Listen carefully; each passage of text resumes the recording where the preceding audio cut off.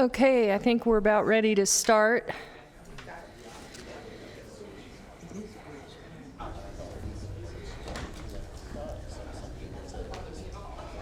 Good evening, everyone, and welcome to the Sacramento Local Agency Formation Commission meeting dated Wednesday, April 3rd, 2019. This meeting is called to order, and if the clerk would please call the roll.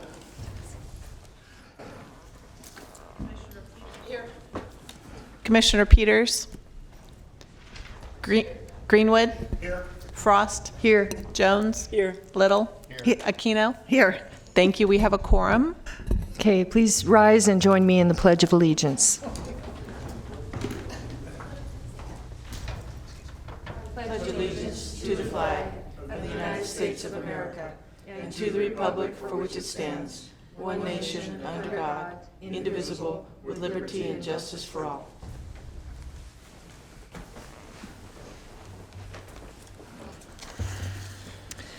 This meeting of the Local Agency Formation Commission is cablecast live on Metro Cable 14, the local government affairs channel, on Comcast, Consolidated Communications, and AT&T Uverse. The meeting is also webcast at www.sacramentometrocable.tv. Today's meeting will be repeated Friday, May 3rd at 9 a.m. and Saturday, May 4th at 9 a.m. on Channel 14. This meeting is also closed captioned. We ask that you please turn your cell phones and noise-making devices off. Speaker slips are located at the table in the back of the room and also in the front of the room. Please fill them out and hand them to the clerk, Diane Thorpe, if you would like to speak. Thank you. And at this time, we have public comment from the floor, and I do have one comment request for an item that is not on the agenda. Lynn Wheat.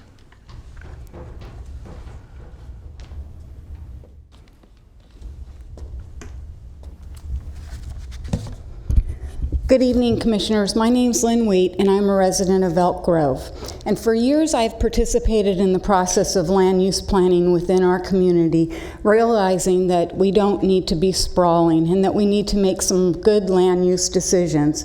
In 2013 and before that, I participated in the original application for the Sphere of Influence, in which our city wanted to basically do a land grab of 8,000 acres. That was a very lengthy process, and at that particular time, a group of people joined together, and we built a coalition that we were able to oppose that, and to surprise of all, we were very successful, to the surprise of the developers and to the surprise of the environmentalists. Because at that particular meeting when it was denied, I almost went into shock, because I knew before I went into that meeting that there had been some discussion of compromising, and that night the developers and the environmentalists would get 2,500 acres instead of the 8,000 approved. And if I hadn't heard that with my own ears or read that documentation, I would not have ever believed that that's how our democracy and process here works. It is very, very disheartening to me. So the only process I have is 3 minutes of making public comments and hoping to make some little impact on you for something that really isn't going to affect me in the long run, because when the city talks about it, they're looking 20 to 50 years out. In 20 years, I'll be about 80 years old if I'm lucky to be here. 50 years, I doubt I'll be here. But when I think about it, I think about the women that are walking around pregnant now, and their child will be 20 years and will be living with the repercussions of these decisions that we continue to make. So I call this the rigged game. And this is why I couldn't get anybody to join me tonight, because they said it's a done deal. The decision has been made, so why should we get up and once again oppose what we believe is wrong and not the right direction for our city to go? So I say that. I say that too too, because now our city is looking at, when we look at their budget and what they're doing, they're looking at opportunity fund. And I'm interested in what this opportunity fund reserve is going to be when we can't seem to get potholes filled, and we're still $5 million behind. So the roads that you look at now, they're the best they're going to be in Elk Grove. And the traffic, it's the best that it's going to be. Went to the transportation meeting for Caltrans and what they're looking at trying to deal with the traffic on 99 south of Elk Grove. And of course, there's a sticking point because they're going to be closing one of the roads off, and the city's not happy with that, Essinger. It's not going to have the on and off to 99. Why would they be unhappy with that? Because we're looking at thousands of more homes as we bring over the Bay Area refugees that can't afford to live over there anymore. So for Elk Grove, this isn't really about jobs. When they've wasted money in a couple of looking at our transportation issues, they spent a grant of $600,000 for a multimodal station, of which we have none, and they've proceeded to spend more money, of which we have none. So we might say, okay, regionally this won't affect us. However, it will affect you if Elk Grove grows in the wrong direction and brings a bad rep to our whole region. So I'd like you to think of the past of Elk Grove, because once again they're going to be repeating it and making it very much into our present. And the transparency, I know my time's up, but nobody knew about this meeting, and our city manager did not announce it at the last council meeting. Instead, he said his administrative report was posted. As of last night, it was not posted. Thank you. Thank you, Lynn, for your comments. I can assure you it is not rigged. There's even times when I come to these meetings wondering which way they're going to go. If the Madam Clerk would please read the next item, please. Next item is the consent calendar, items 1 through 3. Madam Chair, I so move consent. I'll second that. Okay, moved by Director Jones and seconded by Commissioner Greenwood. All in favor? We're not using, We can. we can Sorry, there you go. We can Voting. use the There you go. screen. Thank you. Motion carries unanimously. Thank you. Next item, please. Next item is item number 4, City of Elk Grove Sphere of Influence Amendment, Grant Line Road Multi-Sport Complex. Okay. And I think Mr. Okay. Good evening, Commission Chair, members of the Commission. Just off the top, I want to clarify what's before the Commission this evening. This is a public hearing. Your consideration will be the CEQA analysis, the certification of a final environmental impact report, adoption of a statement of overrides of overriding considerations, and a mitigation monitoring plan. In the event you do certify the EIR, that does not presume an approval of any other project this evening. The next item would be, for your consideration, would be the Sphere of Influence Amendment for the City of Elk Grove. So briefly on the project description, the City of Elk Grove made this application.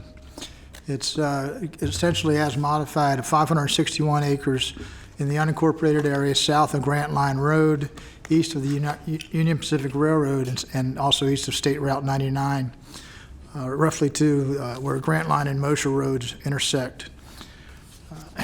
The land use assumptions that were made for this are consistent with the recently adopted Elk Grove General Plan, and they were also, that's the scenario that was analyzed in the CEQA document and used as baseline for expectations of service demand for the municipal services review.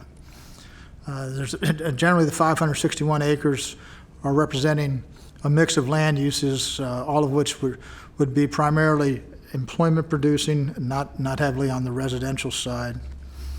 The area is surrounded by industrial, commercial, and residential uses on northerly and westerly borders, and ag and open space on the southerly and southeasterly boundaries. As I said, it is within the county's urban services boundary. The purpose of the sphere of influence, as you all are aware, it's a long-range policy planning tool that your commission has the sole authority over determining the extent of the boundaries of a sphere. You can enlarge one, amend one to bring it smaller. Some of the cities in the county have, as you know, spheres that are the same as their footprint of the city, of the incorporated limits. City of Folsom recently, with their recent annexations, their sphere is now coterminous with their city limits. Any changes to that would have to come back through your commission. In this situation, the application was made initially for 100 acres that the city had taken ownership of south of Grant Line Road. At the encouragement of your commission, they modified that application to pick up the interceding lands between Highway 99 and the property itself and the property immediately to the east, so that there would be a little buffer for any activities that may happen on this site. So that's the 561 acres is a result of the direction of your commission as modified and responded to by the city of Elk Grove. I do apologize. The allergies are helping me out this evening, so I'm going to be coughing a little bit.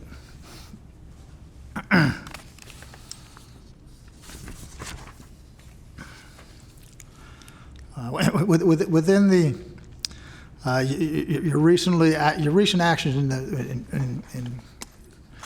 regarding City of Elk Grove activities, you have responded, you have reviewed, you have approved 2 landowner-initiated spheres of influences. They were on the westerly side of Highway 99. The Cameron 99 project of over 1,000 acres was outside of the urban services boundary. The Bilby Road one was within the urban services boundary at 500 acres. And right, excuse me. So right now, the Bilby project sphere of influence has been approved and completed. There's still some pending activity dealing with the completion of the Cameron Highway 99 proposal. As I say, the driving purpose of the city's application is the concept of developing a regional multi-sport complex for youth soccer, amateur soccer, perhaps at some point, a higher level of soccer, but to also use it as a regional resource and a city asset for bringing activities, economic activities, and meeting an acknowledged service deficit, the service being the recreational services for youth soccer. And to that end, there has been ongoing consultation with the Consumes Community Services District, which is predates the incorporation of the city of Elk Grove, but its primary responsibilities are recreation and park services and life safety and fire services. So they have worked with the city in determining lending some expertise in how this concept of a multi-sports complex can come together. There's discussion, I believe, about perhaps having a co-management arrangement, perhaps, where the district does the operations and the city does the funding to construct and what have you. This project is subject, as I said, to the environmental impact report. This was performed consistent with a memorandum of understanding between your commission and the City Council for Elk Grove to try to streamline somewhat, to avoid, I should say, duplication of seeker review, having an EIR done at your commission level, then again have to be accomplished at the city level. So we have the sphere of influence specific to LAFCO criteria and considerations, the EIR, and then also within that same EIR, the programmatic level, there's information that was going based upon the land use assumptions to enable the City of Elk Grove to carry that same sequence analysis forward for their application, for their consideration of the pre-zoning, the financing phasing plans, the overall master planning that would have to occur for anything to happen prior to making application to annex and come back to your commission to annex. My recommendation is for approval of the proposal, certification of the EIR, adoption of the statement of overrides, mitigation monitoring plan, approval of the sphere of influence amendment, and acceptance of the municipal services review.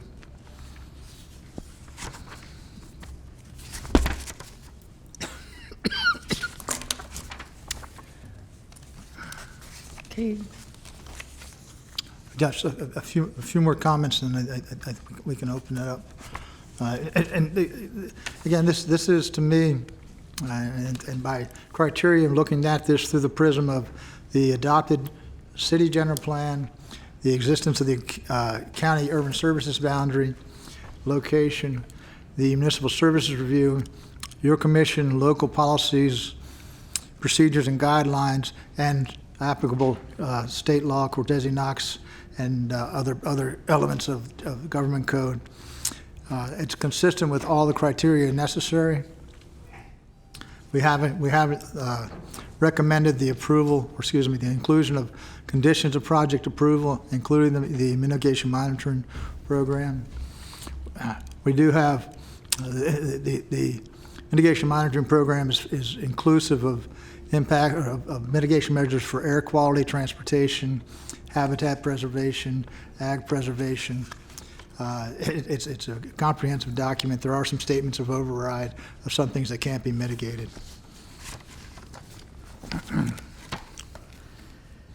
There is one alternative. There's two alternatives that were analyzed in the EIR. One was a no project alternative, so just no action on and no changes. And the other would be a reduced size alternative that would bring it down to about 385 acres. It would just be the footprint of the city's proposed sports complex and the lands interceding between Highway 99 and the project site itself. That would accomplish some of what the goals of the city's application are. It would be somewhat environmentally superior in that we have a smaller footprint. However, it would stop short of picking up any lands that adjacent on the easterly side of the project area for the sports complex that would benefit from inclusion in the sphere for being able to be actively participating with the city in any kind of comprehensive planning for use on site. Do keep in mind that the sphere does not transfer any land use authority. The unincorporated area is still governed by the County Board of Supervisors. The city's authority to have land use determinations would not occur until there was a change in jurisdiction. That's with the annexation. And going through the municipal service review, real quickly, a couple of issues that were brought up from the public were concerns about, and this is in the South County, it's a long-standing concern, is the stability of groundwater. Right now, this area is within the service area, as defined by the urban services boundary of the Sacramento County Water Agency. It's not within their a service zone, so any change, they would be the logical provider because of the need for treated water. And any changes to that service boundary, the creation of a new service zone, would be subject to approval of the County Board of Supervisors. It's within the service area, the sphere of influence, not the service area, the sphere of influence of Sacramento Area Sewer District and Sacramento Regional County Sanitation District. Their sphere of influence is coterminous with the USB also. So in the event an annexation were to be proposed, that would entail annexation to both of those districts. That would be subject to the oversight and consideration of your commission.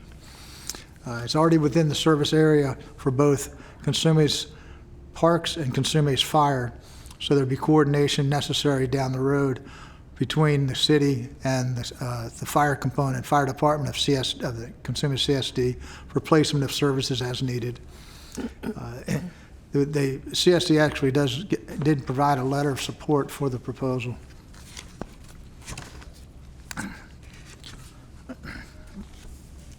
So with that, I again would go.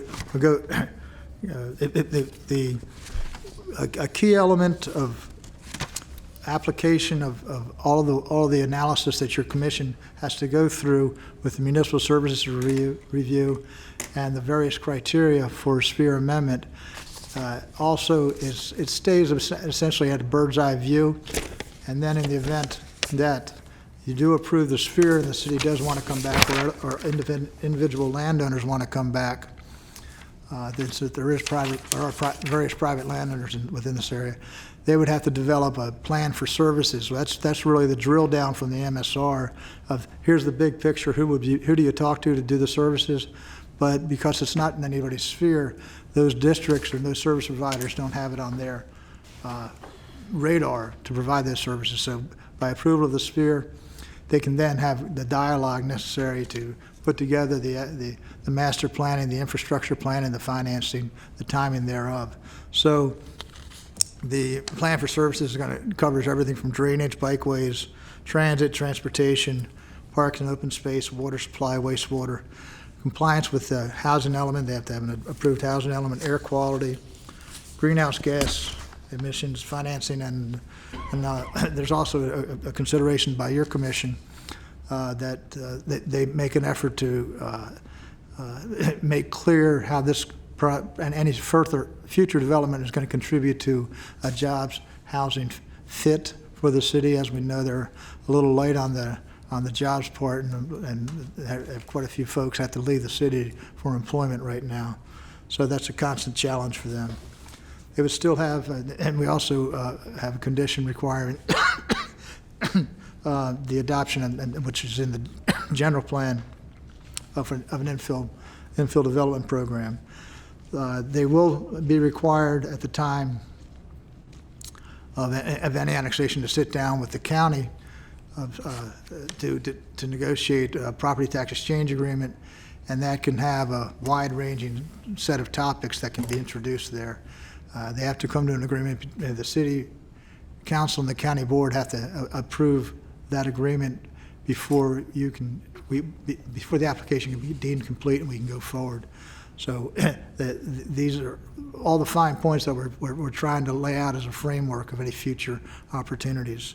And another condition is that the city directly is encouraged to sit down with any affected special districts prior to annexation and provide proof thereof that they've talked to those districts and the districts understand the implications and their concerns have been addressed.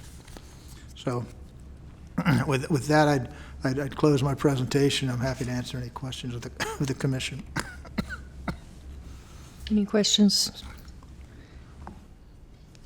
I have a question. Did you say, I remember back in 2015 when we were looking at the sports complex alone and we were having that conversation around how it impacts the adjacent properties, and I think Yes. that's what kind of led us to where we are today. But you said something in your presentation that intimated that perhaps the city is asking for the sphere of this, is it 500 acres or whatever it is, and they may want to come back. They may want to come back with a smaller annexation. Is that their intent? And then did I understand that correctly? Well, their application is for 100 acres. The commission direction was to essentially square off, although it's a rectangular shape, close any, make it a more readily identifiable boundary that could have a more effective service model and put in place. And in addition to that, the land adjacent immediately to the east, adjacent to the 100 acres, is included. That's been designated by the city's general plan for mixed use, undetermined intensities, but for mixed use under the general plan going forward. That's privately owned land. The timing of that annexation is up to the landowner. I don't know the intent that we have. Staff from the city of Elk Grove can respond to their ideas of phasing and timing, but that the footprint of the land adjacent that would give that adequate buffering would be included in the recommendation of the sphere of influence amendment area. Commissioner Peters. Thank you. I just wanted to comment because at least several members of this commission weren't on it when this the first time it came before us, and it was the commission itself that suggested that the application be expanded, because they felt if there was a sports complex there, that eventually there need to be hotels, for people coming for soccer and other things that would relate to a soccer field. So it was at the meeting that the commission suggested that it stretch all the way to I think it's the railroad that's over there, and then take in the Moser property on the other side. So that may be the confusion between what the city originally came in with and what it was going out of that commission meeting, if that helps any. And it was also concerns about agriculture or grazing land that would be impacted by chemicals from the sports or noises. How would those noises impact or the value of that property? Right, the opportunity of of ensuring that any activity that happens on the 100 acres takes into consideration the adjacent property for adequate buffering, lighting, noise, and that sort of thing, and the turf maintenance, yes. So, I'm glad that Commissioner Peters pointed that out. We've heard no opposition raised by any of these landowners, and as a matter of fact, the folks that we have heard from are in support and are happy that they were included in this proposal, the private landowners. Are they, but that brings me back to my question, is the intent of the city to have that dialogue with them all the way through and include them in their master plan and annex them and include them with along, or are they going to leave them behind when they go? I think it's probably more appropriate that we allow city staff to respond to that. They have a presentation this evening as well. Okay, we can wait for that. Commissioner Greenwood. Yeah, if I may, on the report that we were given on page 5 and 6 under executive officer analysis, and particularly the analysis of agricultural lands within the proposed SOI boundary. On page 6, the second paragraph, it says, I'm not going to read the whole thing, but it says basically the only logical and orderly way for the city to grow is along its southern and southeastern boundaries. As a result, growth in this direction impacts prime farmland of statewide importance and habitat areas. It seems to me that may be an area of potential dissension. It's definitely a point of sensitivity. I think because this area, it does have, the project itself does have some lands of statewide importance, soils of statewide importance, as well as local importance, not prime ag of the project area itself. There's prime ag in the vicinity and adjacent to it. So what we have proposed with mitigation measures are ag preservation. If an acre of ag land is taken out of production, then an acre is going to be preserved of equal value as proximate as feasible. We have the same kind of language relative to any kind of habitat implications. One of the threshold questions about where should the, if you will, urban footprint of the county itself stop, that was really hammered out with the 1993 County General Plan, and then reaffirmed in the most recent General Plan that has the urban services boundary that encompasses the southerly boundary of this proposal. So it's within the urban services boundary. It has the municipal service providers proximate to where it is. So we have the mitigation measures in recognition of that inevitable ag pressures. There's nowhere to go to the north for the city. The county has developed is developing the vineyard-specific plan, so those lands are largely spoken for. The city of Sacramento is adjacent also to the northwest, and the lands going further east get more sensitive. So that's really this is kind of it's kind of like you're squeezing the tube, and this is where the most give is. And the mitigation measures are in place or recommended for mitigation. Yes, I remember I was on the commission too when that was all, and we made that recommendation. My only concern though is that we're not, by doing that, we're not creating something we don't want it to happen. I'm not sure I could understand everything you said, but I understand. Apologize. More concisely, the city's original application was substantially larger, went down to the Consumes floodplain, took in a lot of prime agricultural lands. That application, ultimately, your staff recommendation was to reduce that footprint down, pull it out of the floodplains. There were still some prime ag lands of consideration. This proposal does not have the same order of magnitude of prime ag implications. And the lands that are they're of statewide importance would be mitigated 1-to-1. Is that true also of habitat? Yes. Okay. Okay, I think that answers my question. Thank you. Any other questions right now? No, thank you. I just, Do we- who are the speakers tonight on this? Is City of Elk Grove, is the county going to speak? We have Leanne Moffett is available for the commission. We have Christopher Jordan from the City of Elk Grove, and we have the author of the Environmental Impact Report, Matthew Gerken, is here as well. Okay, thank you. Maybe we can proceed with those folks reporting in. I would suggest we start with with Matthew just to give the Okay. commission the overview of the CEQA work that was done. Okay.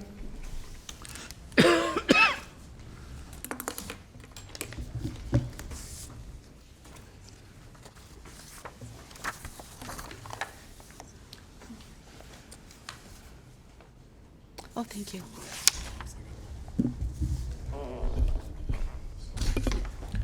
Yeah. Thank you, Don. Chair Frost, members of the commissioners, I'm going to speak very briefly because Don has done an excellent job summarizing the project itself as well as the environmental review part. I'm sorry, what was your name again? I was just about to say I'm Matthew Gerken from Thank you, AECOM, and I was leading the Environmental Impact Report, or EIR, for this proposal. As Don mentioned, you have the location of the project. I think you're familiar with it. The analysis in the EIR was both programmatic, general, and specific for the hatched 171-acre area within the 561 acres. Based on the application, we made assumptions about a mix of land uses that are illustrated on this slide, including multi-sport park complex that would allow tournament play and similar activities. Don mentioned the various actions that would be necessary on down the line to fully develop this area, including the sphere amendment on the LAFCO side, on the city side, general plan amendment, pre-zoning, et cetera. We're here tonight at the end of a CEQA process that started with an NOP, Notice of Preparation, back in the day to help us scope the analysis, the draft EIR released for public comment, the final EIR, which responds to comments on the draft released March 29th, and then tonight consideration of certification. Part of the final EIR is a response to comments, all verbal and written comments pertaining to environmental issues have a response in the final EIR, which you have before you. In summary, none of the comments required revisions to the draft EIR that change its ultimate conclusions. Another part of the requirement here is to adopt findings on every potentially significant environmental effect. You have three options. Either there's mitigation. Don mentioned a bunch of the mitigation areas. There's mitigation that reduces that impact to a less than significant level. The mitigation is an outside agency's responsibility, or there isn't feasible mitigation that can fully reduce that impact to a less than significant level. So the findings document details each of those points. Where we have significant effects, significant unavoidable effects, statement of overriding considerations is required. Why, despite these significant effects, would we move ahead with this proposal? Those are shown on the slide, have to do with relieving existing pressure on recreational facilities, job generation, as Don mentioned, moving the city toward a better jobs housing balance. This is development entirely within the county's urban services boundary, and a range of other considerations. This is where I wanted to focus. The revisions part Chapter 3 of the final EIR is called errata. It shows revisions that are necessary to the draft, either staff-generated or in response to comments on the draft EIR. In summary, these were minor and clarifying revisions, and I just want to focus on a couple of tonight. The Air District requested a few clarifying revisions to 2 mitigation measures that have to do with the timing of the interaction with the Air District and sort of the logistics of 2 mitigation measures pertaining to short-term air quality and operational long-term air quality. The Air District also noticed a typo deep in one of the appendices where one sub-phase of construction for one phase of the project forgot to add 2 rows. It makes no difference in the conclusions, it makes no difference in the findings, makes no difference in the mitigation. We discussed this with the Air District, they're good with the changes, and we added Appendix B to the final EIR, which includes updated modeling outputs. Yesterday, we received a letter from the county having to do with the relationship between this project and the South Sacramento HCP. This draft EIR did analyze consistency with the HCP and the potential for impacts to the HCP's conservation strategy.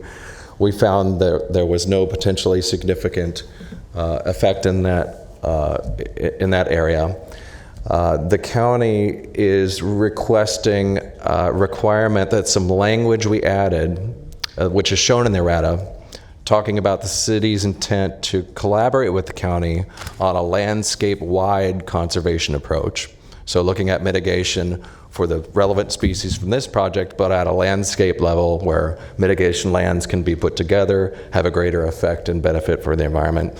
The county noted that that language that we added to the final EIR should instead be mitigation for the EIR. This is not required to address a significant impact, but the language could be added if it's your pleasure, and we do have some alternative language for your consideration if it is your pleasure this evening. Language we can add that speaks to the county's concerns expressed in their letter from yesterday. Could you tell us what page the errata is on? I didn't find it.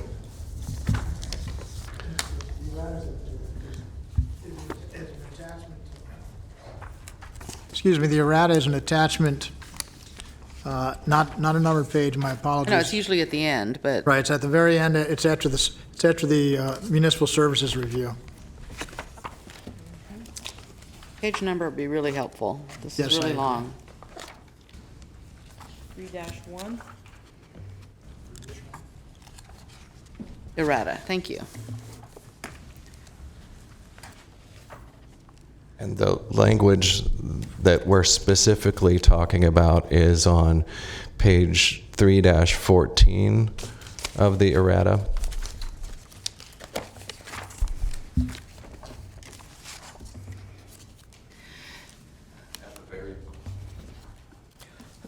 At the very bottom.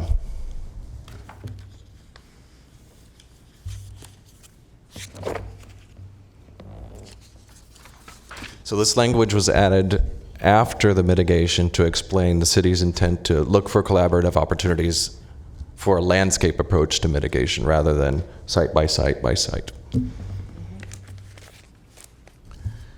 And the county's request is that instead of this language being added after the mitigation, it be added as mitigation.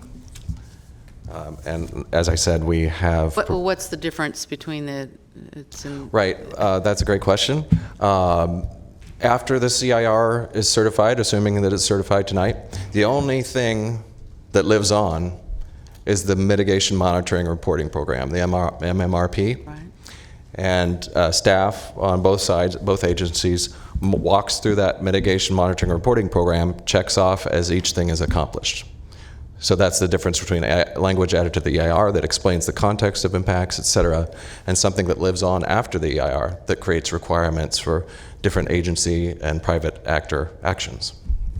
So this being in the errata, it would not be a contract of any kind. It would, What would cause someone to look at that? It's a statement of the intent, an expression of the intent to, I think Christopher might want to elaborate on this topic as well. I was looking for a neutral party to break it down for us. Okay. Technically, there wouldn't be anything that requires somebody to look back at that language and check off that it's been implemented. However, the intent was to express the philosophy by which mitigation will be implemented by saying, yes, county, we agree. If there are opportunities to look at mitigation for this project in a way that helps the HCP's conservation strategy, we should and will do that. Well, then what would be the problem with moving that in so it's right there? I'm not here to tell you there is a problem with that. County Council has a comment. I think that we've been working behind the scenes to incorporate the language in. So I think that's with Don and the city, when their presentations will tell you how we think we've solved this problem. Okay. I'll look forward to that. Yeah, there we go.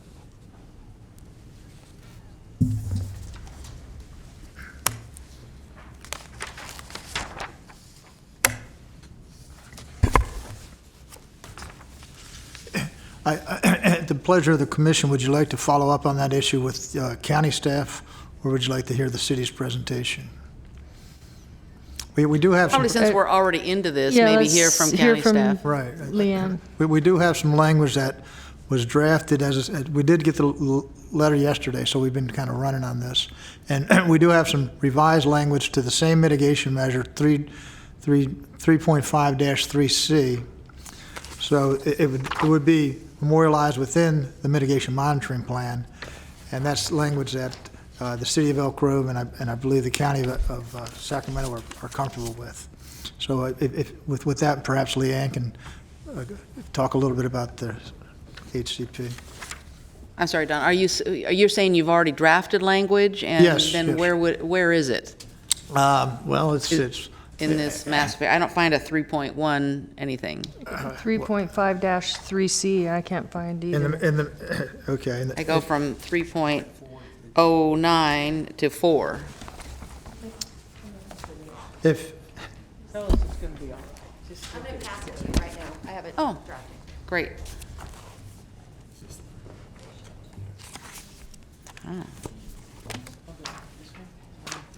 Sorry, we have just kind of here. We had a couple of earlier comments to it, so I'm just going to make those and hand it to you. Sorry.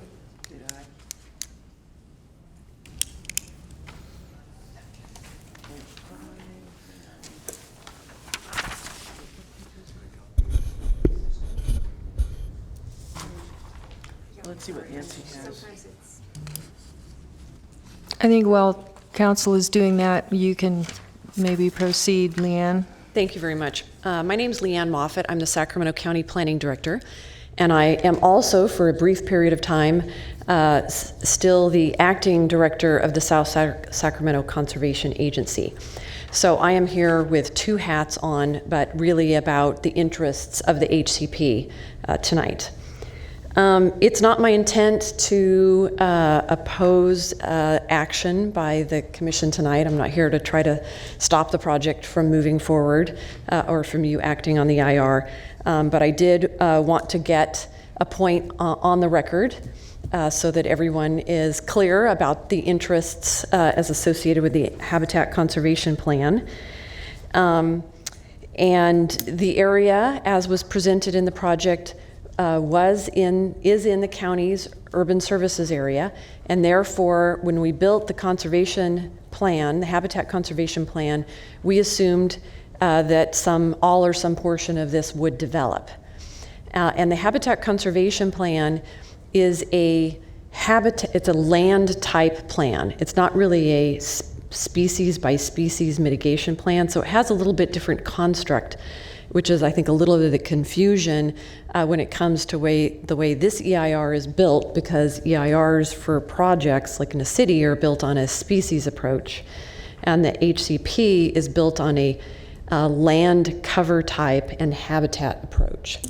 So that's why it gets a little bit difficult to sort of explain and link these two.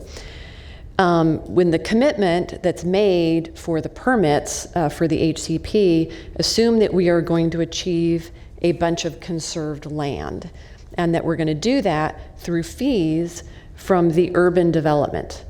And so this footprint is a small piece of that urban development assumption with the fees that go along with it that are then going to build this conservation area. They're going to be achieved. So on behalf of both the county as one of the participating entities as well as the conservation agency, I just wanted to get on the record tonight that to the extent that this moves forward and that there's then a subsequent annexation, it is our intent to negotiate with the city of Elk Grove to have them essentially mitigate through the HCP as a participating special entity so that we can have access to the fees that were assumed from the development in the HCP in order to achieve that conservation. So that was the point that I wanted to make tonight. So how do you feel about this document that was just handed out? I think the language is an improvement, and I would support that. It's an improvement in what? Is an improvement, and I would support the that. change. Yes. Okay, thank you. Any questions? So this basically requires the city of Elk Grove to mitigate through the HCP? Or does it require them to have a conversation with the HCP? I interpret it as a conversation, but I would leave that up to your staff to maybe answer that. It seems like you wanted them to mitigate through the HCP. Seems like you said that. Did I hear that wrong? That would be the county and the conservation agency's intent, and given where this CEQA document is in the process and where you are tonight, I think there is an opportunity to do that as part of the annexation process. I see, okay. Any other questions for Leanne? Thank you, Leanne. Yeah, I think the city of Elk Grove. Right. Just so you have the language that has been signed off by and endorsed by the commission staff, the city, and the county. We do have city staff Christopher Jordan from the city manager's office with the presentation on behalf of the city of Elk Grove if we want to move forward. Is everyone ready to move forward? I'm ready. Mm-hmm. Yes, please. Cable, can we have the next PowerPoint, please? Good evening, Madam Chair, Commissioners. I'm Christopher Jordan. I'm the Director of Strategic Planning and Innovation for the City of Elk Grove and our project manager for this activity. I will go through a little bit on some of the history which you've touched on this evening with your staff and your CEQA consultant, our CEQA consultant a little bit. We'll talk in a little more detail on some of the design efforts and where we are with financing of the facility. I will touch briefly on dovetail in with what Matthew's done on the CEQA side. There's a few pieces we'd like to highlight there. We'll talk briefly about our relationship with our now completed general plan updates and then leave you with some next steps for your consideration. As you're aware from taking a look at the materials your staff has provided to you, this project for us has a number of objectives. We look at this as an opportunity for training and tournament facilities, for sport field play within the city and for surrounding areas, really the whole South County area.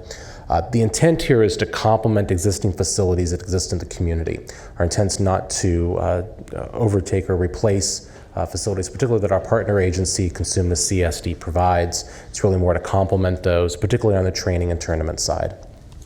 And in that realm, looking at relieving those facilities and what the sports groups go through in terms of their utilization of those facilities and the conflicts that can create. When you start looking at tournament facilities, they need multiple field spaces to do this, and ultimately you need multiple facilities under the current arrangement of the local and community parks that CSD provides. So there's an opportunity here with this facility to provide a centralized location, teams to be at all day, have a centralized location for those tournaments and operations of those tournaments and their training.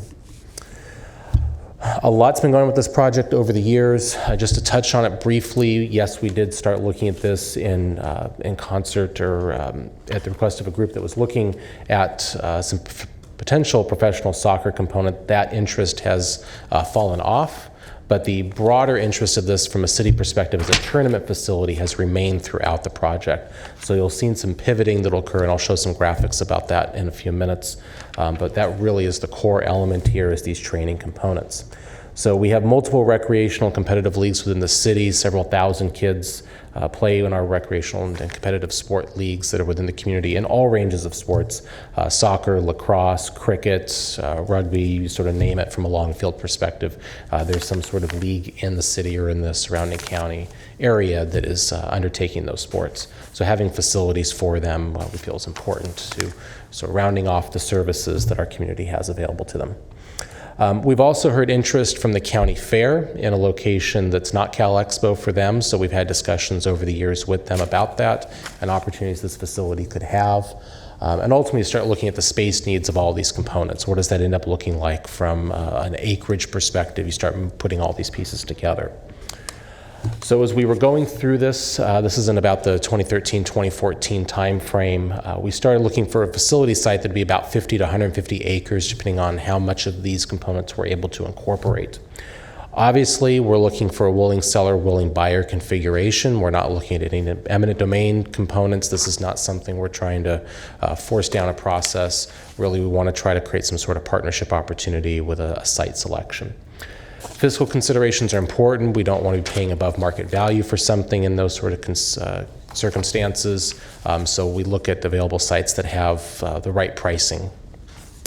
And then we also need to look and analyze sites in comparison to surrounding neighborhoods. You don't want to stick a large facility like this in the middle of a residential neighborhood, or say in our rural area where the infrastructure is just not set up to accommodate this. Environmental considerations are also important. We don't want to be taking over a big wetland area or vernal pool complex in order to put something like this in. Again, that willing seller and the price components are something we look at. So a number of sites were looked at, and ultimately we focused in on this property along the Grant Line Road corridor for a number of reasons. One, it's adjacent to the existing city, so from an annexation component there is an opportunity there. You're along Grant Line, which is the alignment of the Capital Southeast Connector, and there's a number of roadway improvements that have been started and are going to be moving forward over the next couple of years to widen Grant Line from a 2-lane facility out to its ultimate 8-lane configuration along this frontage. So great access opportunity. You're also proximate to Highway 99 and a number of other areas in the south area that have these roadway connections. At about 100 acres or so in size, it was in the acreage range that we were looking for. We had a willing seller configuration there, and we had a fair market value that we identified. Proximity to services, water and sewer are proximate to the site. There's some extension of those services to get onto the property.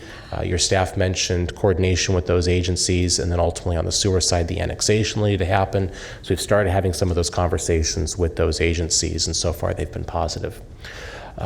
We're not immediately adjoining to residential subdivisions. You'll see on this exhibit that to the north, essentially, there are residential subdivisions there in the East Elk Grove specific plan area.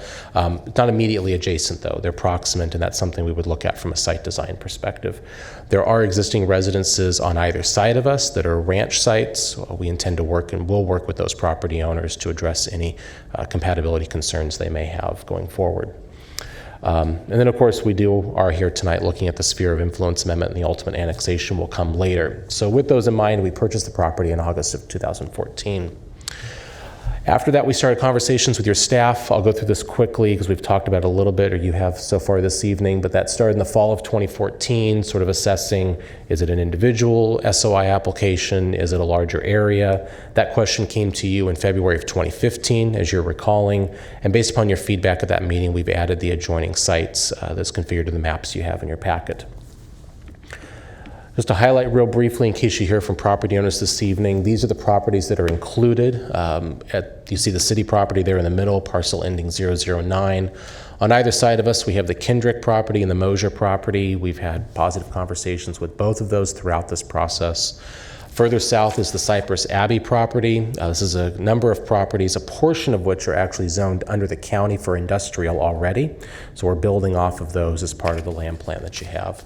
And then behind us is the Mann property, and we've had conversations with them through the early design process and some opportunities with the facility design that they may desire to be part of. Again, here's just for context, the 580 acres or so site, and you can see again the surrounding and the context with Highway 99 there a little bit to the west. From a design process, we started an effort in earnest in December of 2014 to start coming up with some conceptual layouts of what this could look like and start fitting all these pieces in. How would the 100 acres lay out? I won't go into too much detail or spend much time on this because we've moved away from this layout.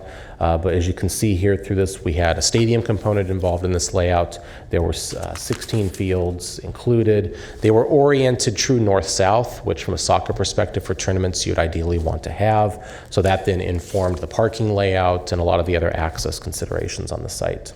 We saw opportunities for the county fair to utilize some of the parking fields, so that's why you don't see trees all up and down the parking in some areas, because there could be a dual use operation there. We moved forward in March of 2015 and through September, refining the site design. The stadium ultimately got moved to the back of the property and actually straddles onto the Mann property in the current layout. We discussed those partnership opportunities. We had a community meeting in the summer of 2015. And ultimately came up with this layout, which is what you have in your packet and what was analyzed in the environmental impact report. So at the north end here, at the top of the exhibit, is the city property. You've got all the fields collected together on the majority of the 100-acre piece.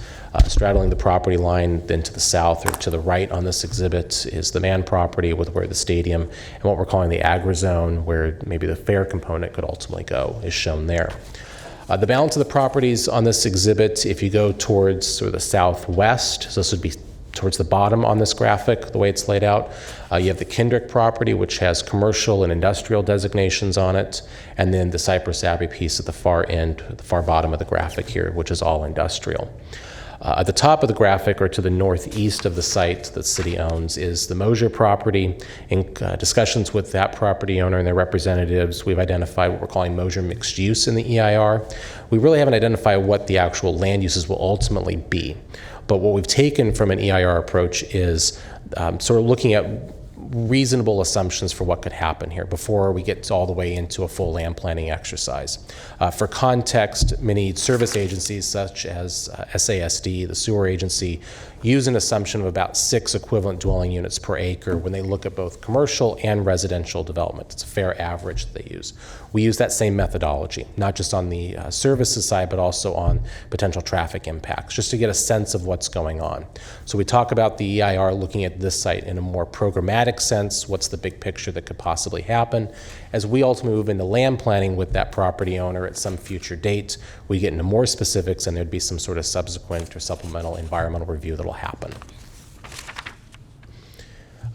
We're also looking now at phasing the site. So phase 1 would be the field complex itself, and the potential phase 2 would be the stadium and agri-zone park.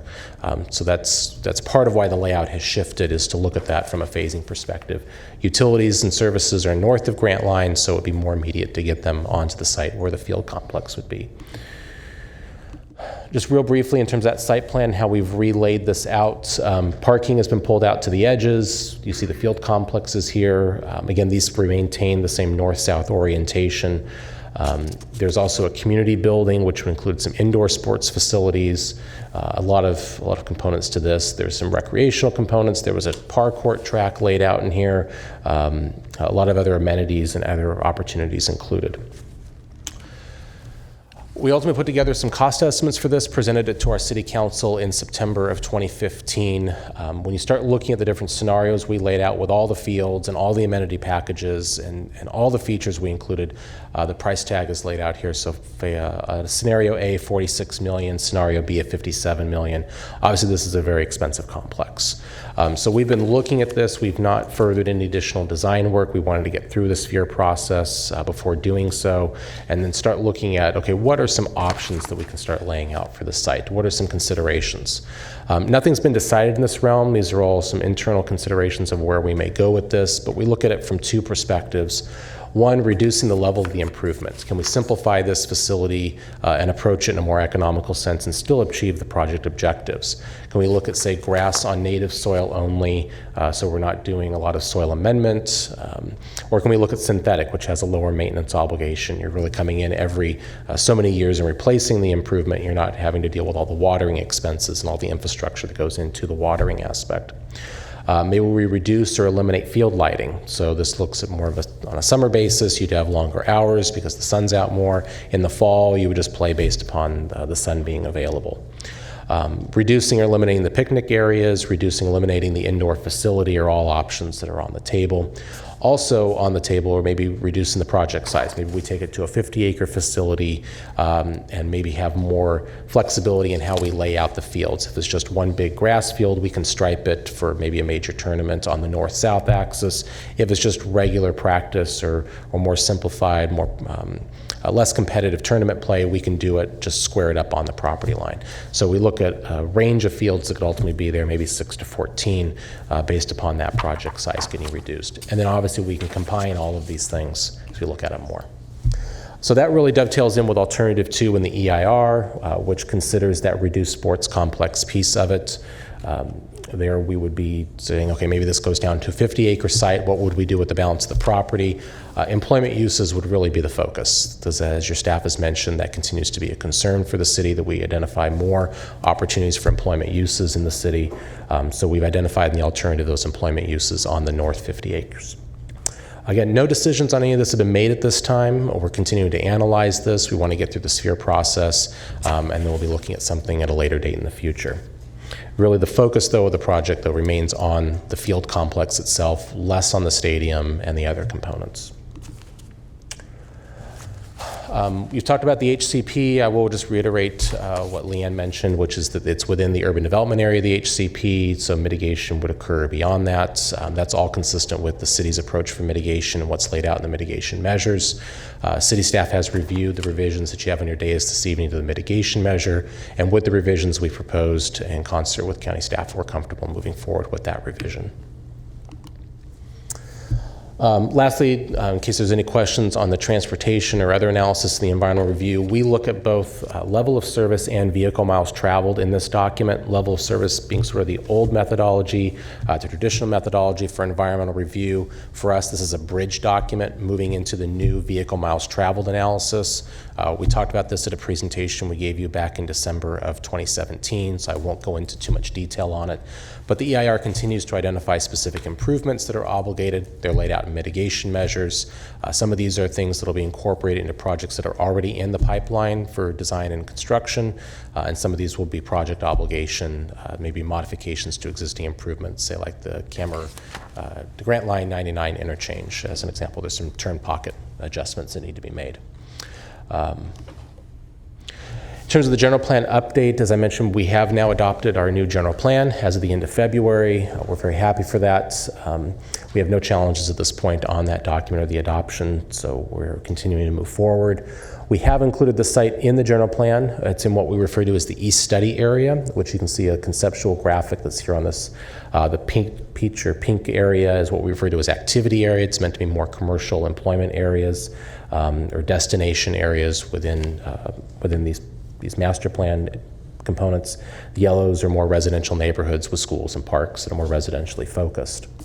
Does that pink area, does that include the Mosier property also?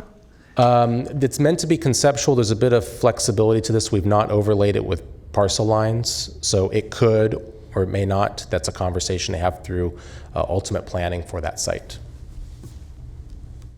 There are, I will mention, there are within each of these study areas, there's 4 of them in total, there are assumptions baked into the general plan in terms of what their capacity is, both from a residential and non-residential perspective, and we utilize those as planning control totals for how each of these 4 study areas will build out, and that dovetails in with the vehicle miles traveled threshold of significance that's in the general plan.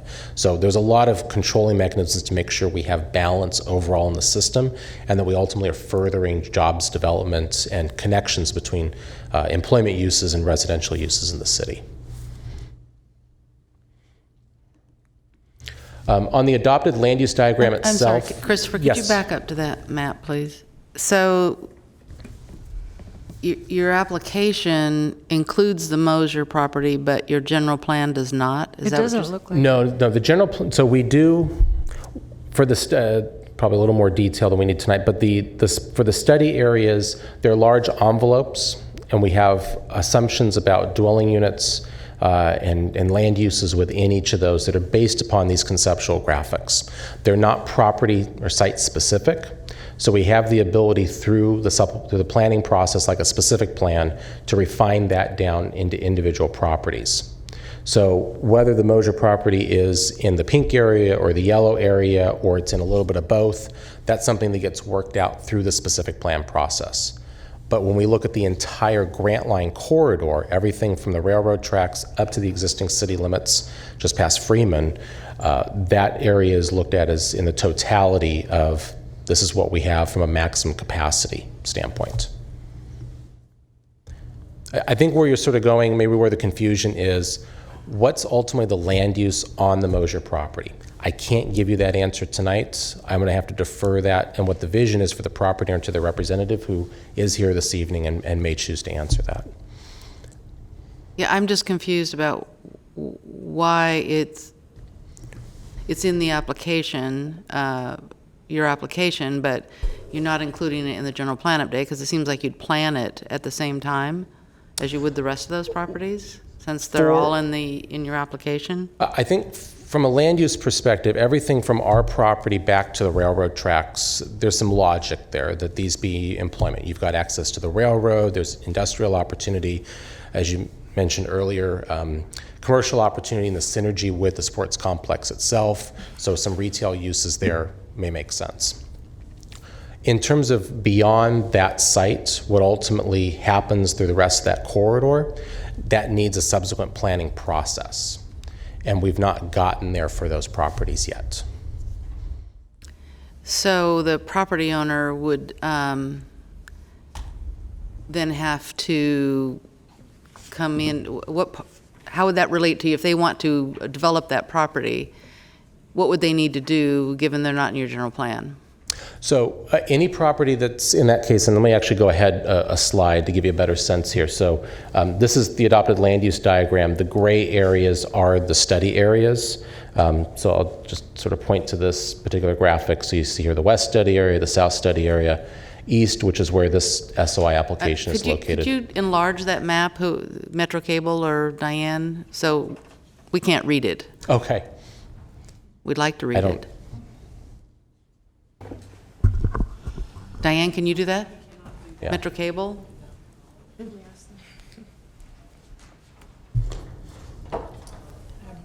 If you have it on a piece of paper, you can put it on that white spot. Yes, I can and definitely do that. It can happen.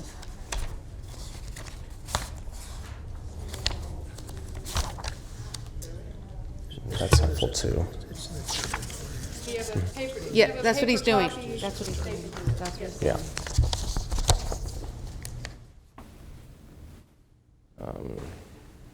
A way to zoom in. They'll do it. Let me see if I've got a bigger one. I just don't think you're going to see it.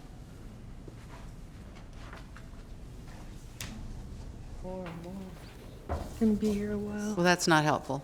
Oh, it's gonna take a minute.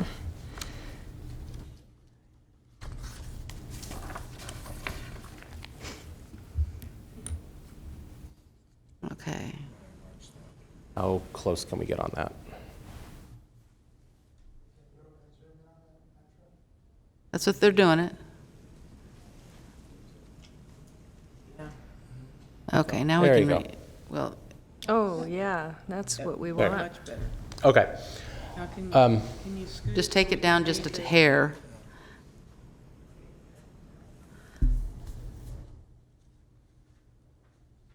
That good? Yeah, thank you. Okay. Now we can see what the east and west study areas are. Right. And I didn't bring the table with me. I could pull it up on the computer at my tablet if you'd like to take a look at. But what we do for these study areas, so there's 4 of them that are south of the city, or south and east of the city. So generally speaking, the west study area here is everything sort of west of Bruceville, basically over to Core Road, and then south study areas there to 99 down to basically Essinger, and then the east study areas, everything south of Grant Line within the urban service boundary. For each of these study areas, we have these graphics, which I showed you previously, that are these illustrative sort of visions of how land uses could be organized within them. And there's some additional language in the general plan that talks about organizing principles, that you have neighborhoods that are oriented around parks and schools, you have activity areas where these big destinations of retail and employment uses occur, and the interaction between those uses. What we do in the graphics then is to say, here's how we think those organizing principles very broadly would occur within each of the study areas. But these study areas, in some cases, are 3,000 acres in size. So they would occur, development would occur within them over a long period of time in several phases. So what the general plan says is that we have projects that come in, ideally through a specific plan application, and we analyze those projects to say, okay, you're within this study area.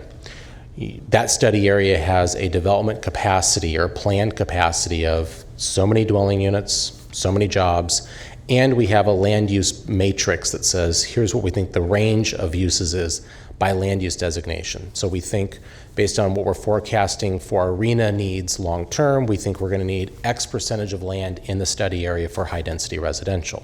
Based on the number of units we're projecting, we think this is what the parks and the schools' obligations are going to be on an acreage basis. We think these are the types of retail densities or acreages that we'll need. So we start looking at these applications in the context of these graphics, these tables, and say, how do we determine consistency utilizing those materials? In one instance, we've gone a little bit further, which is this application. And in the land use map, which you see here, not only do we have this within the East Study area, but we've also layered in the land uses from the EIR, from our application to you here. So you'll see the pale green that's up here inside the circle, that's the city sports complex property. Then you have the Kendrick property with the commercial and the light industrial. And then you have Cypress Abbey with the light and heavy industrial. Behind here is the Mann property with more agricultural designation. Just beyond that, back into the gray area, is where the Mosier property would be. And it's because we've had those conversations with the property owner. We've said, okay, what should we be including? And they've said, we don't know what our land plan application to the city will look like. We're okay with where the general plan has broadly taken the corridor, but we need to work that out in more detail. We've said, okay, we've heard this ought to be in the SOI application. We need to put something into the environmental document to give it context. So let's use the 6 equivalent dwelling units per acre as the basis for the analysis. So when you start getting into what does this mean for the property owner, they will need to come to us and have a conversation about land uses. We will need to get into a specific plan or other sort of master planning exercise, work out those details, and that would then come forward ultimately to you as an annexation application. Does that help? That is your intention? That's how we're seeing for that property, yes. For the other properties, it could be that they come in together with sports complex. It could be one package thing.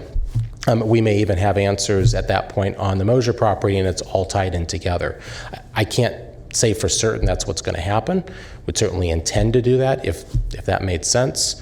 But it's also entirely possible we'd have a phased annexation. It could be the city property comes in first, then maybe Kendrick and Cypress Abbey behind it. It may be that Mann never comes in. I just don't know sitting here today or standing here today exactly what that phasing would look like.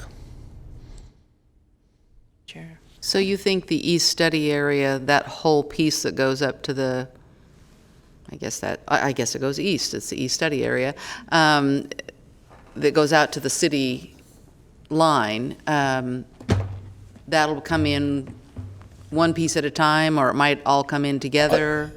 Our hope is that you'll see logical pieces come in.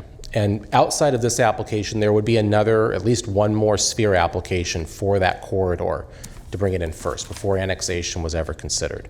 We don't know what the timing of that is. I believe the rep for the Mosier property also works with some of the other property owners. He may be able to answer that conversation for you in his comments. Ultimately, the general plan tries to get to, sort of in concert with where LAFCO policy is, what are reasonable blocks of land, and having them come forward as a master plan project. To sort of give you an example, Bilby Ridge, which you considered and approved the SOI back in August. It'd be the city's intent, based on our general plan, that that would be one specific plan application for the entire thing that would come forward as one annexation application to the city. There's multiple property owners involved there, so I can't give you a firm commitment that's exactly what's going to happen, but based on the general plan policy, that would be our desire and intent. Okay. Thank you. Commissioner Jones. Thank you. Good evening, Mr. Jordan.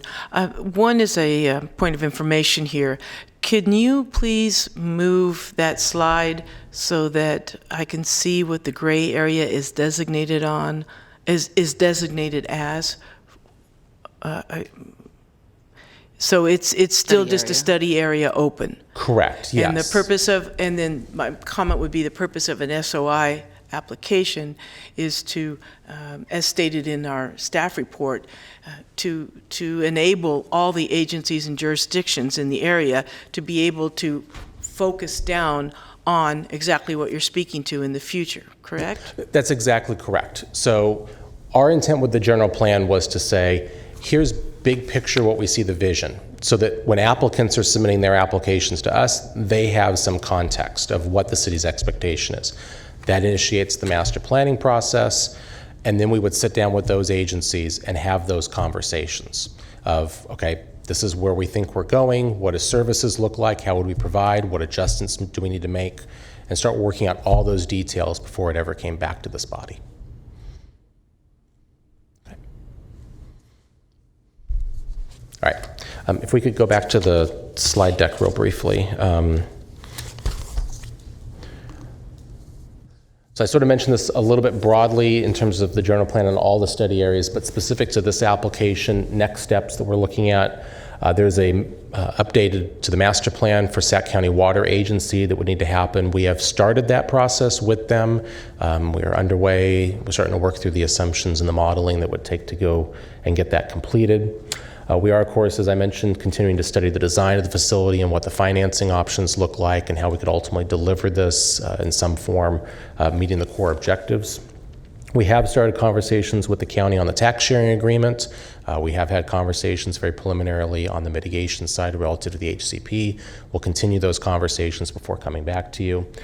We will prepare now for the pre-zoning with the City Council and start moving forward on that as we work through these other details.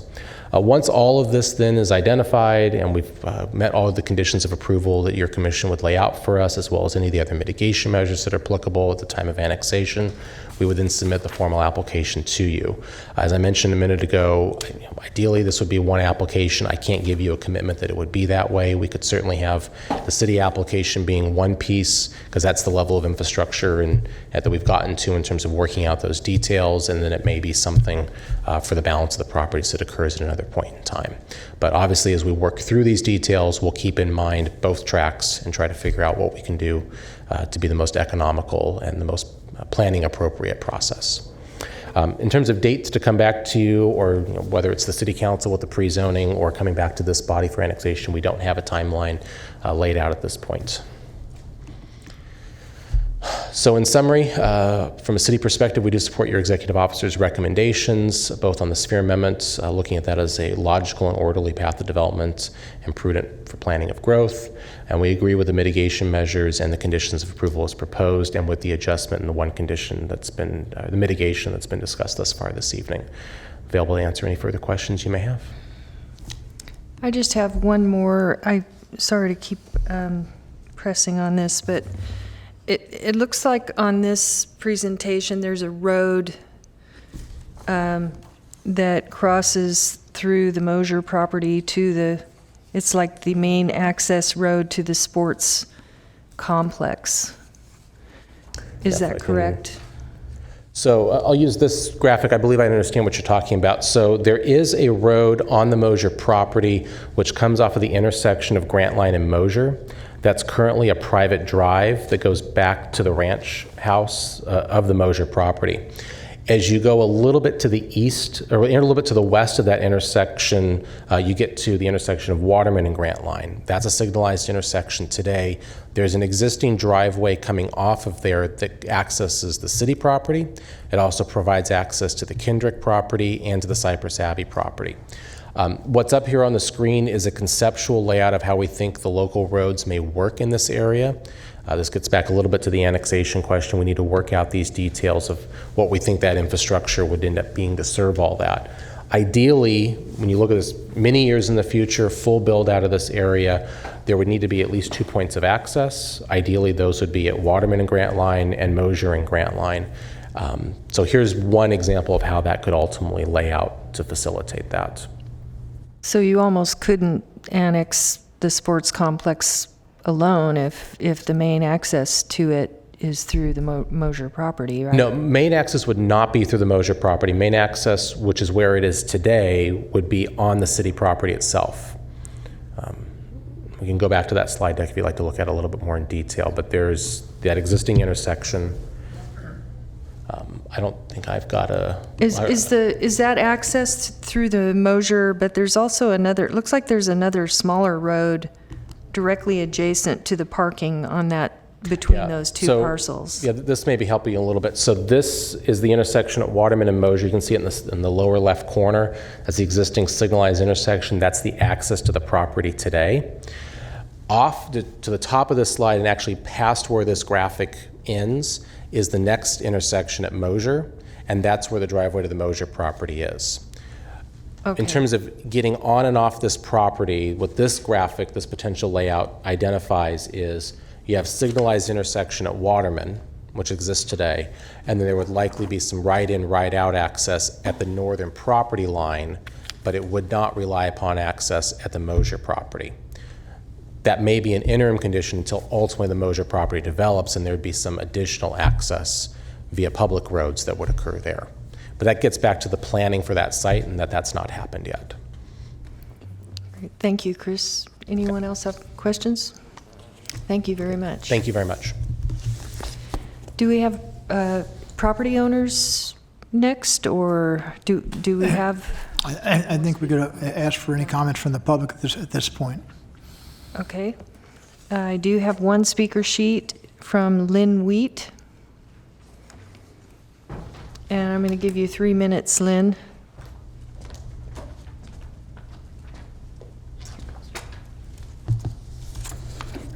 Thank you for the opportunity to speak. I'm going to just take from the city general plan one of their policies.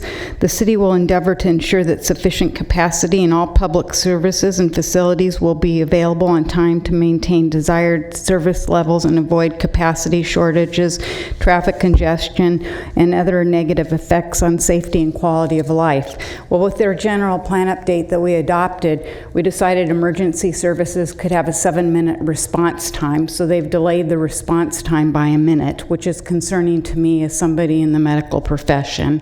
Also, we're defining services for our traffic as acceptable levels of C and D. We have roadways within our city that are at F level, and our city public works director said we can't build our way out of our traffic congestion problems, so I am concerned about what it's going to be like out there.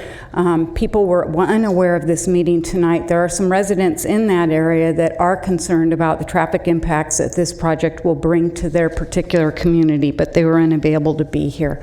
Another issue I have is how easily our city rezones and does general plan amendments. With our recent general adoption of the general plan update, now the city has received an application for a private hospital that will require a general plan amendment and some changes. And this is in an existing near an existing residential area that had a commercial property that has finally brought some amenities to their neighborhood. You may have heard about that in the news. Also, I'm concerned about the water. I've started attending some Elk Grove Water District meetings, and in the initial MSR, the draft, it was suggesting that the city of Elk Grove would be the water purveyor, and I just wasn't quite sure how that was going to happen. But, you know, I'm just kind of throwing this out there, just kind of thinking about it, and I provided a map of FRCD and Elk Grove Water.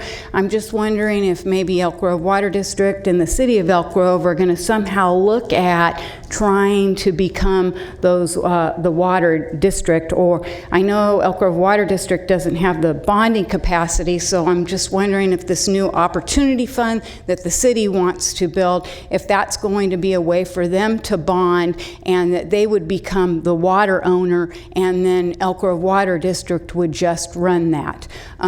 With SEPA, the taxpayers put that initial infrastructure out to that area, and again, as I've said before, our first project out there is not going to be an employment center. It's going to be 499 homes. So I am concerned. I know this is the first part of a very long process, but the city has not been transparent with the people that live there, and that's why you're not seeing too many representatives here tonight. I'm just curious as to why the developers haven't showed up tonight. I usually do see them at the meetings. Thank you. Thank you, Lynn. George Phillips.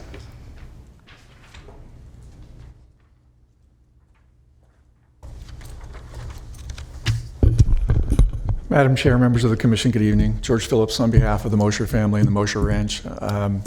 Thank you very much for the conversation this evening. It's been very interesting because it's some of the questions you've been raising obviously have been concerned to us.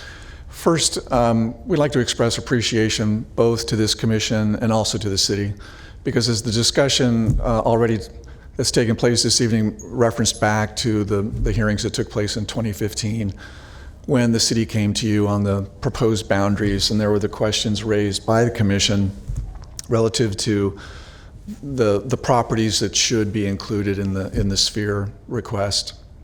And as you recall, the commission did suggest that a more comprehensive look be taken and that the adjacent properties be included in the sphere. And we appreciate the city taking that suggestion and direction to heart and modifying their proposal, and that's being analyzed, and that's what's been analyzed in their EIR, so we're most appreciative. And I think that that decision, that direction made perfect sense from a public policy perspective and a land use perspective, because a sphere of influence is supposed to reflect what ultimately should be an ultimate boundary of a city. And I think the concern at the time was it was a peninsula with just 100 acres, and it kind of begged the question, okay, what is the ultimate land uses that would be on these adjacent properties? So your suggestion at the time and the city's response, it made perfect sense from that policy perspective. And I think some of the discussion tonight relative to what comes back as part of that annexation is just a furtherance of that same discussion. And we've had good conversations with the city. As Christopher mentioned, we came up with this mixed-use approach, not knowing really what land uses to propose on the property at this point in time. And I think that our specific request this evening is to really ask for the next step in your direction or suggestion. Last time on the sphere is to make a very similar suggestion or direction to the city as it relates to annexation. Because maybe it's Freudian perhaps, but we don't want to be in the gray area. We don't want it to be confusing when the city comes back with an annexation proposal. This is obviously an extraordinary use. It's a destination use that the city is proposing. Obviously, it's going to be a tremendous amenity for the residents of Elk Grove and really the region. And because of that, we don't want to be this rural property that is an appendage next to such an extraordinary use without some thought process, going through some thought process and planning process as to what the appropriate land uses and compatible land uses should be for the Mosher Ranch. And so our request is that we will work with the city on potential land uses for the site, so those compatibility issues are worked through. But our request of the commission is really to encourage the city direct the city to the extent you can that when you see an annexation proposal come back from the city, that it be a comprehensive one that shows the land uses over the entire sphere area and not be selective and leaving certain pieces out. Because it does make all the sense in the world, again, from public policy and a land use perspective, to take that comprehensive look when it comes to annexation. He represents the landowner. So. Happy to answer any questions you might have. Mr. Phillips represents the landowner. Anyone? Yes. So your comment is directed towards Mr. Jordan when he was saying he would bring in one piece at a time, and you're suggesting that would not be the best way to go about it? Yeah, my concern is that there was also language in the staff report that talked about the annexation potentially could be of just the sports complex, and that there could be later applications from landowners for annexation. That's what we're trying to avoid. You can imagine being left in the unincorporated area as it relates to an annexation, those land use issues left up in the air, and those land use issues not being answered, and the annexation taking place, and then we're in the county still for who knows how long. Those compatibility issues are not resolved. And this commission doesn't have a clear picture then from a public policy and land use perspective as to what that corridor, at least as it relates to from the Mosher property to the freeway, is going to look like and how it's going to be developed. So what authority does LAFCO have to do that? Your commission has no land use authority, and I think what is being recommended is the exercise of private property rights. There is an opportunity for cooperation between the adjacent property and the city in a comprehensive planning exercise. I don't know that it's appropriate. I defer to council that your commission direct decisions that would drive land use outcomes. I think that might be an overreach on the part of your commission. You're a little hard to understand because of your throat lozenge. Okay. I think it might be a bit of an overreach in that your commission has no land use authority. What to me the speaker is representing is discussing is it's a fundamental land use right. The individual has a right of application. In the event that the lands are brought into the sphere of influence, they can work with the city to address how they want to have their properties interface and have a comprehensive annexation program together. All of these landowners in the area, in the event the sphere is improved, have that right of use, that right of land use and self-determination. I don't believe your commission's in a position to mandate that certain properties come in relation to other properties that are not, on behalf of the ownership interest. Okay, so we can strongly suggest. I think you could put it in the record that it's a good idea, and that's what we discussed throughout the report. That the idea is comprehensive. The sphere lays the groundwork for comprehensive infrastructure planning, financing, and what have you. And generally speaking, you don't want to build plumbing for one parcel. You want to do it. You want to be able to loop the pipes, and share the cost. However, that you can design a project with limited infrastructure in place to support that project development, and you can have those pipes sized in anticipation of picking up other service requirements. So there are things that your commission is charged with looking at efficiencies of service, orderly growth, preservation of ag lands, which we've discussed all those matters this evening.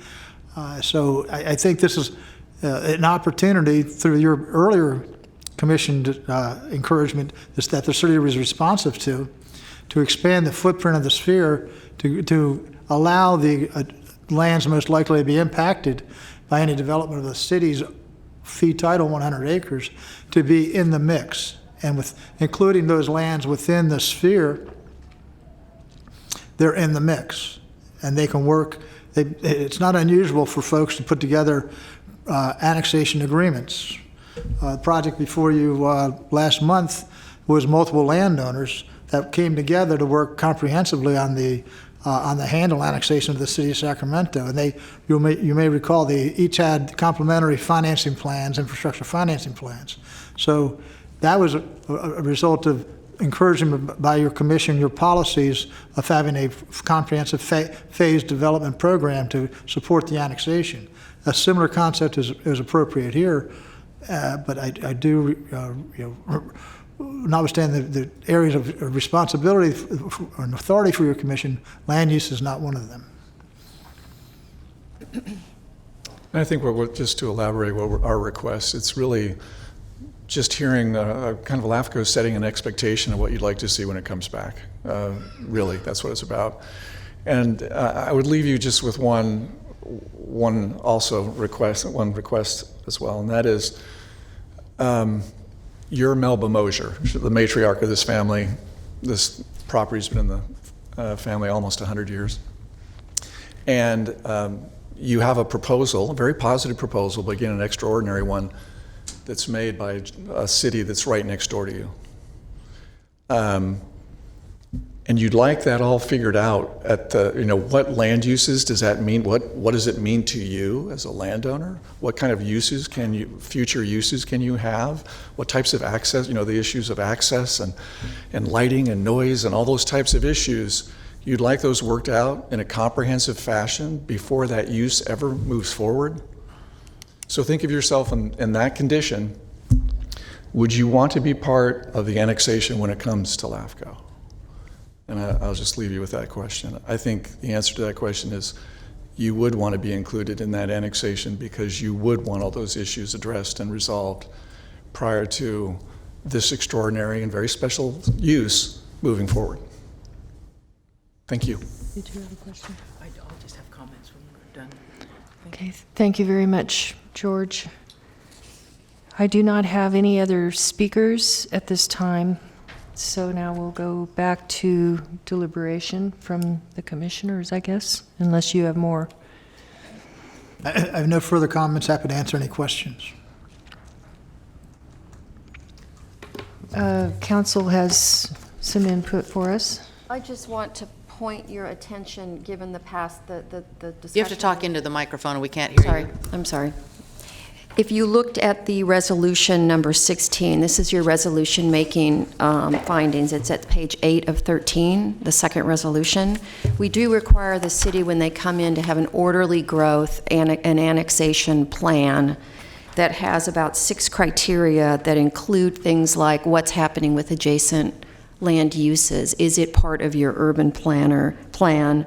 You have to provide for a contiguous development pattern. You have to show orderly expansion of city boundaries. It kind of gets to this issue because we always do that at LAFCO. It's really part of our charge, is that when you come in for annexation, it has to promote the orderly growth of the area. It can't just be piecemeal, and it talks about that as well. You cannot piecemeal or prematurely bring in property. So we do have that concept. We obviously can't tell the city its land use policies, but we can say before we approve annexation, you have to demonstrate that you have dealt with your annexation in an orderly and sound manner that takes into account contiguous properties. And we can add to that too, if you want to, at that section. Well, how does that language protect the Mosier property? So what they would do is, let's say they came in and they didn't have any demonstrative. The city? The city comes in and says, we're just going to develop this 100 acres, and we have no plan for anything on either side. What we would say is, number one, is that a logical and orderly expansion of that particular territory? And I'm assuming we would hear from landowners on adjacent sides saying just what Mr. Phillips said. What about us? Or what happens to our property? Are we part of that urban plan, or are we not? Or when are we, what about traffic to us? How does services impact us? Those kinds of things. And we do that and we can deny an annexation if we believe it's piecemeal, if it doesn't properly deal with the area. So it's to the city's benefit to make sure adjacent landowners have had a fair shake. It's exactly what we did when they first came in. They had a huge, and then we cut it down. Then we asked them to make it a little bit bigger so we could have a orderly boundary and an orderly sphere proposal. And I think we would do the same in the future. Commissioner Jones. Thank you, Madam Chair. Yes, I agree. We would look for the same orderly growth with annexation as we do as this SOI. And tonight I am prepared to support this SOI amendment. It's very good public policy that on a lot of points. One is that it is inside the urban services boundary. Also, we have in the text, in the agreements, the working with the South Sacramento Habitat Conservation Plan to work together almost on a regional, on a wide basis to enhance habitat mitigation. That's so important.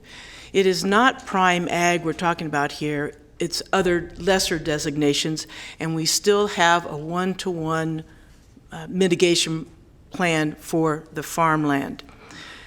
It's very good that agencies in different jurisdictions, such as the CSD, as well and the City of Elk Grove, are working together to help formulate future plans for that area. And those were the 4 points I think are very important. I appreciate the approximately 580 SOI proposal. I think that is the right road. It is logical. There's no gaps.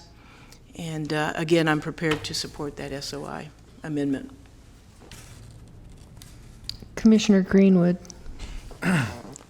Well, to begin with, I am too, to a certain degree, but I'm glad, Nancy, that you brought up the point about the piecemeal. To a certain degree, that bothers me. And also, at what point does it stop? I know there's a logical plan to this with the 561 acres, I believe it is. But anyway, at what point does that stop? I mean, other than, is it just determined by the adjoining landowners wanting to be a part of the SOI? That's basically it. Do you want someone to respond? Yes, if I was asking for Nancy, if you might. If I could if you want to, respond briefly to that. We do have some discussion in the report about how the city is, upon incorporation, had a coterminous sphere of influence.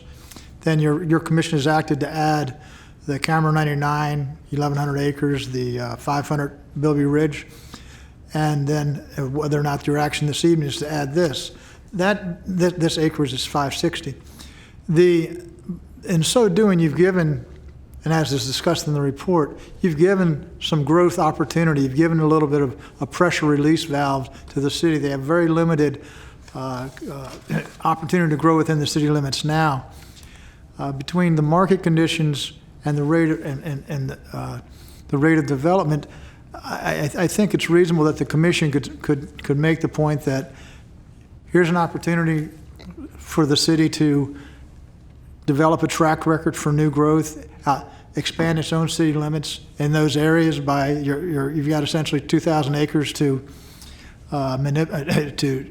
exercise oversight with, and until that track record is established, I think your commission could be comfortable in not anticipating supporting future changes to the sphere in a serial fashion.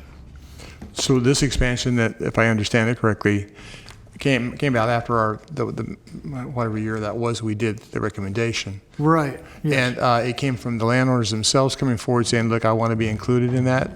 Or did... Essentially, the city's application came first on the 100 acres. I understand that. We then had independent landowners' application, the Cameron 99, came behind that. And then when that was about midstream, the Bilby Ridge, which was within the USB surrounded, came in. So each one of these was incremental and cumulative. So you went from having a zero sphere, a coterminous sphere of influence, to a sphere of influence that could essentially have, give or take, 2,000 acres of opportunity for the city to exercise some oversight, some master planning, some growth in a measured fashion. So when does it end? Obviously, it ends when your commission says it's over. But I think you can send a strong message here with, and that's what we've done with the mitigation measures and some terms and conditions, including what Nancy was talking about with orderly growth, is let's see what the track record can be established with these lands here. Okay, and limit it to what's set before here. Okay. Thank you. Any other comments from commissioners? Commissioner Aquino?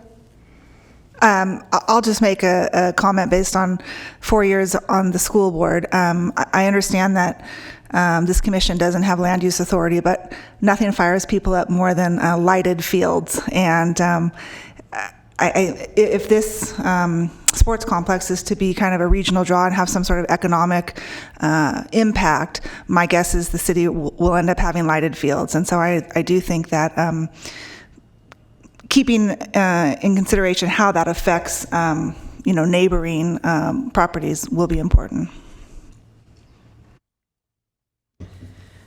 Okay, anyone else? Supervisor Peters? Sorry, thank you. Did we get the language about habitat squared away?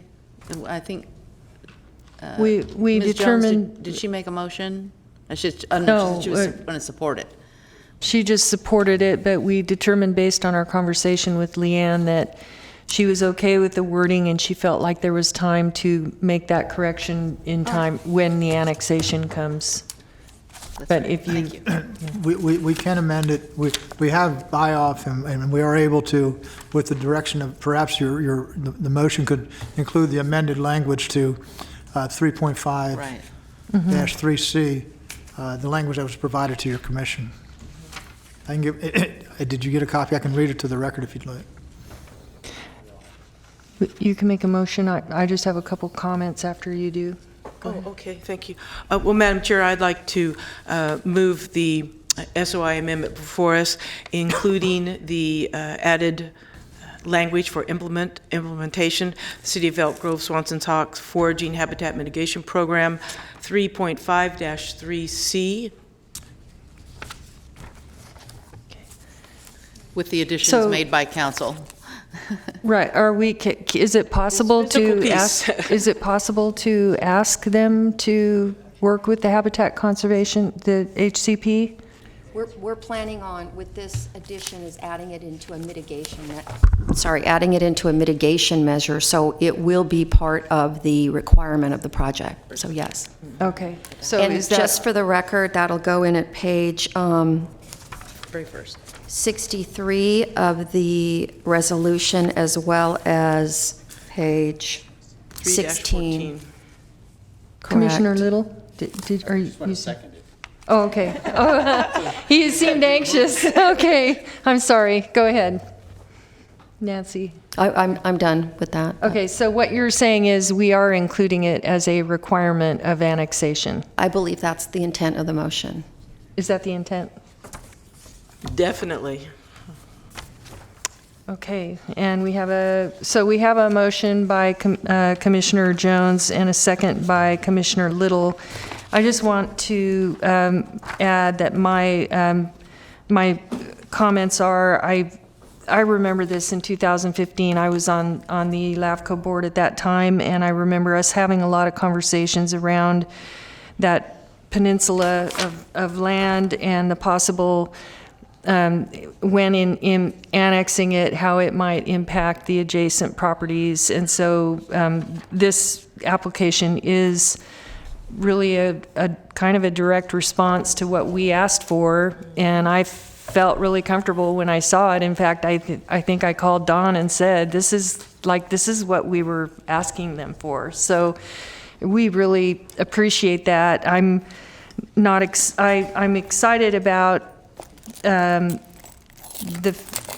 idea of, if your sphere of influence is for this overall land mass, that you would not piecemeal in with annexation, but that you would include adjacent projects in with the conversation and the planning. And I remember us having those conversations around the light and the noise and chemicals on the grass and how that might impact agricultural land if the wind blows, and how that whole complex might impact land values depending on what they do with that land. And I remember us having a conversation around that whatever is directly adjacent to this project is kind of a buffer to whatever happens next on the other side. And I believe, if my memory serves, and that was like 4 years ago, there were properties, is Mosier East, did you say? I'm not good at east-west, but east of Mosier, there were properties that wanted to ultimately develop in time, which means Mosier is the buffer between them. And so whatever you do there impacts them, with Mosier impacts them. And so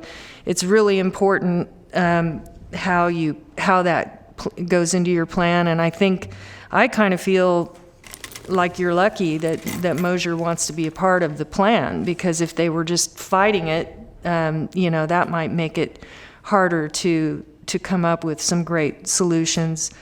We did have some public comment about emergency response times and all those important things, and I know that will be handled when we're, when you're working your way through all of this. So those I'm going to also support it, and I'm happy with the amended motion. And so with that, will everyone please vote? Just to be clear, you're voting on both resolutions at the same time. Thank you. Okay, yes, and do you want to restate those quickly? We already or? passed it. Okay, everyone knows we voted on both of them. Okay. All right. Motion 6-0 pass. Thank you. Thank you very much. And with that, if the clerk will read the next item, please.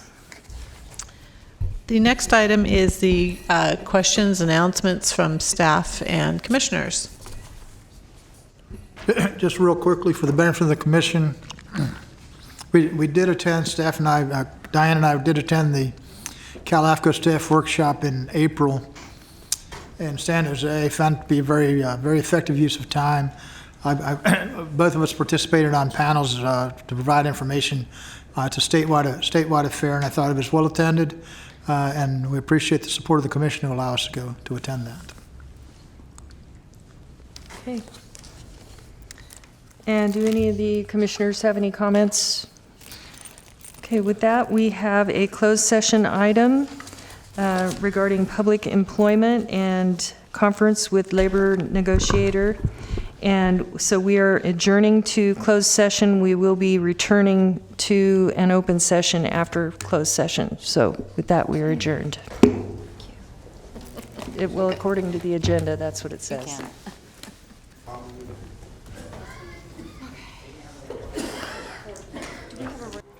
You can do that. Okay, I guess we are back in session, and if our council would please report out on the closed session. There is nothing to report out from closed session. We will go to the next item. Okay, and if the clerk would read the next item, please. For the computer to catch up. Okay, hold on, sorry.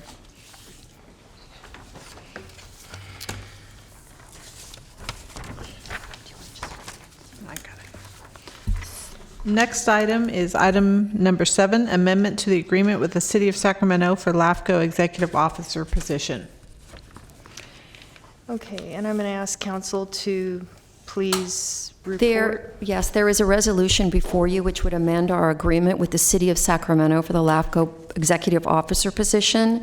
This resolution would move Don Larkart from the classification of Principal Planner to the classification of New Growth Manager at Step 11, which is $152,354 annual salary. So what we would be looking for is a motion, potentially. And I'll second. Okay, motion by Commissioner Peters, second by Commissioner Jones. Please vote.